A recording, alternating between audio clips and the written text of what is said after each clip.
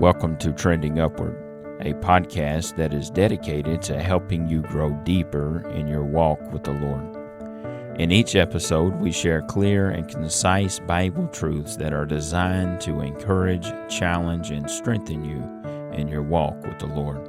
Whether you're just beginning your Christian journey or have been walking with Christ for years, Trending Upward is here to help you keep moving forward and steadily ascending in your relationship with Christ.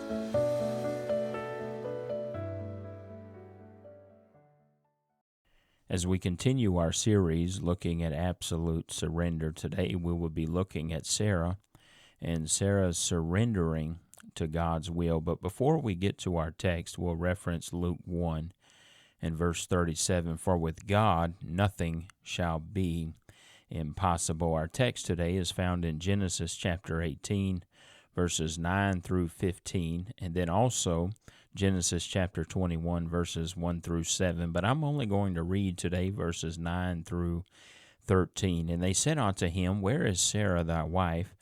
And he said, Behold, in the tent. And he said, I will certainly return unto thee according to the time of life, and lo, Sarah thy wife shall have a son. And Sarah heard it in the tent door which was behind him.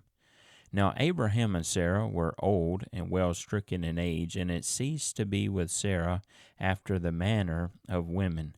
Therefore Sarah laughed within herself, saying, I am waxed old. Shall I have pleasure, my Lord being old also?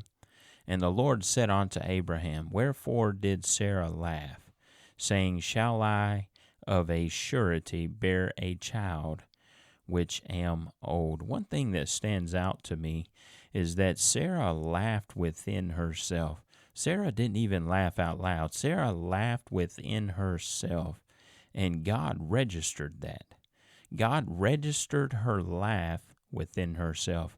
And you know the story. God communicates to Abraham that Sarah laughed within herself, and then Sarah denies laughing, and Abraham communicates that back to God, that Sarah has denied laughing, and then God communicates back to Abraham, essentially, no, Sarah did laugh. But you know, one of the hardest things that we have to do in this life is waiting on God's timing. There have been times that I have prayed a specific prayer, and the Lord gave me a peace that my prayer was going to be answered.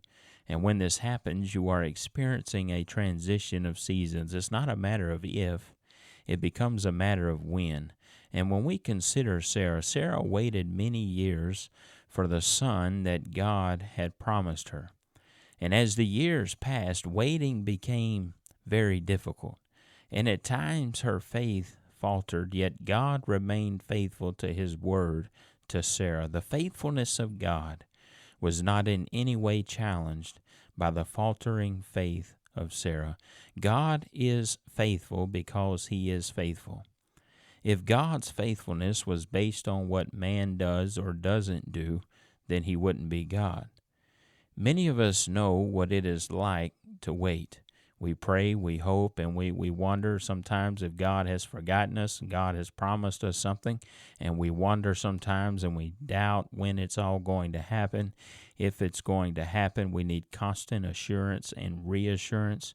But it's important to remember something I read here recently, that God's delays are not necessarily his denial. So sometimes we begin to think that because God hasn't showed up yet, that he may not show up at all.